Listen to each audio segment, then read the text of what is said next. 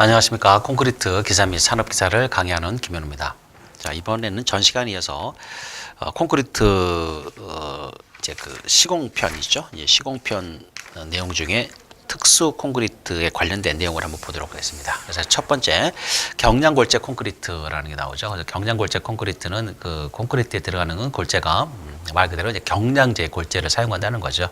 그래서 보통 이제 그 기건 단위 중량이 한 1.4에서 한 2톤 per 세제곱미터 이내 이 정도 있는 그 골재들을 사용하는 이런 콘크리트라고 보시면 되겠어요. 그래서 이 콘크리트에서 이제 좀 여러분들이 보셔야 될 부분들을 이제 보면은 경량 골재 콘크리트 공기량은 이제 보통 콘크리트에 비해서 조금 크게 한다는 게 원칙이란 말이 1번에 보면 그 내용이 좀 나오죠. 그죠?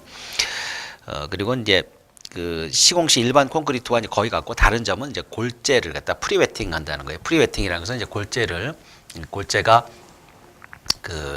이제 이 경량 골재다 보니까 이제 물을 흡수하는 이런 그 성질이 굉장히 좀 크죠. 그래서 이런 그 흡수하는 성질 때문에 미리 사전에 골재에 대해서 물을 갖다 그러니까 물 축임을 한다는 그런 의미예요. 프리웨팅이라는 것은 물 축임을 해서 차라리 골재에 물을 다 축여놓고 그리고 나서 골재가 완전 내부 포화 상태에 있는 이런 상태로 해서 배합을 한다는 거죠. 그래서 이런 부분들에 대한 단위 수량을 이제 조정을 해주면 되니까 이렇게 한다는 그 특징이 좀 있는 거고요. 그 다음에 에이젤을 사용한다는 이런 특징이 좀 있습니다. 그런 내용들을 좀 보시면 되겠고요.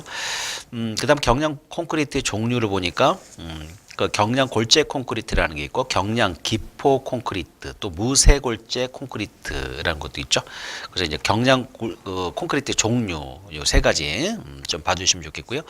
그다음 경량 골재 종류는 팽창 고로슬래그라든가 뭐 플라이애쉬, 팽창 질석, 뭐 석탄회 이런 것 대체적으로 이런 것들은 말씀드렸듯이 이제 흡수성이 좀 큰 이런 그 골재의 이제 특성을 가지고 있다.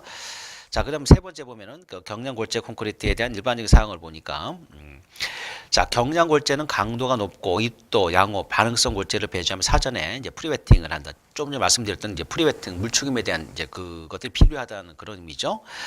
골골재 최대 치수는 원칙적으로 20mm, 그 다음에 이제 슬럼프는 50에서 180mm 이하로 하고 단위 시멘트량은 300kg이죠. 그리고 이제 물 시멘트 비 60% 이하, 그 다음에 수물성 55% 이하 이렇게 내용들이 일반적인 내용들이 있는데 이건 쭉 한번 이제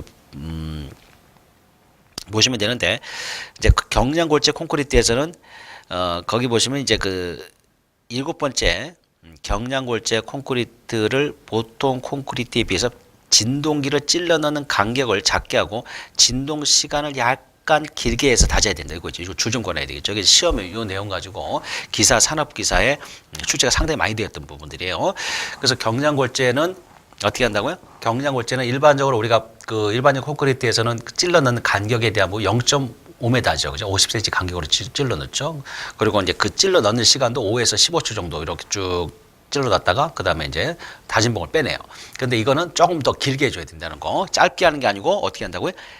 찔러 넣는 간격을 줄여주고 시간을 조금 더 길게 이거 좀 정리를 해 두셔야 됩니다. 그래서 이 경량 골재 콘크리트에서 보통 요거에 대해 이제 찔러 넣는 간격과 그 다음에 진동 시간에 대한 부분 이거 한번 추가로 하나 좀 정리를 해 놓으시면 좋을 것 같아요. 그래서 표로 하나 간단히 하나 정리를 한번 해보겠습니다.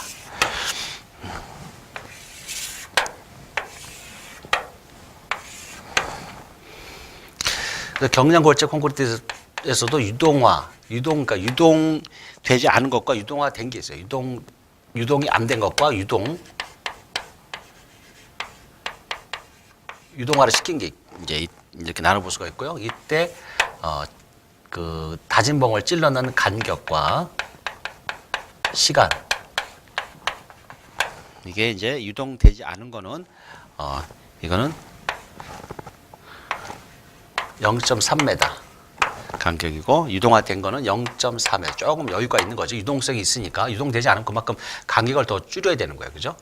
그 다음에 유동되지 않으면 그만큼 시간을 좀 더 길게 해야 되겠죠. 그래서 이거 진동 시간은 초고 30초 그 다음에 유동화가 되면은 10초 정도 이렇게 된다는 거.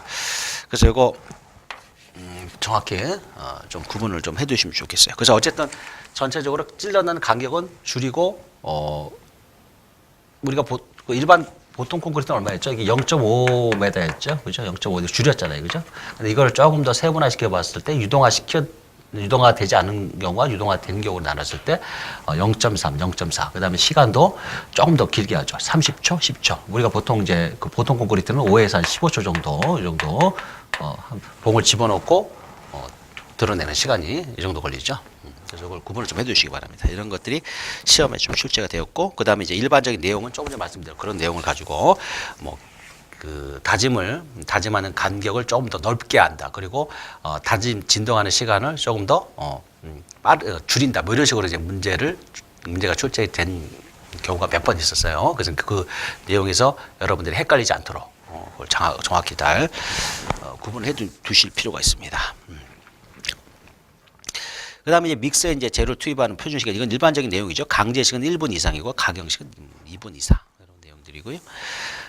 그리고 이제 거기 그 나머지는 이제 경량골재 콘크리트 단위 질량이 작기 때문에 동일한 반죽 질기를 갖는 일반 콘크리트에 비해서 흡수율이 높기 때문에 슬럼프가 작아지는 경향이 있으므로 단위 수량을 늘려 슬럼프를 크게 하는 것이 일반적이다. 이것도 좀 줄 좀 한번 걸어오세요.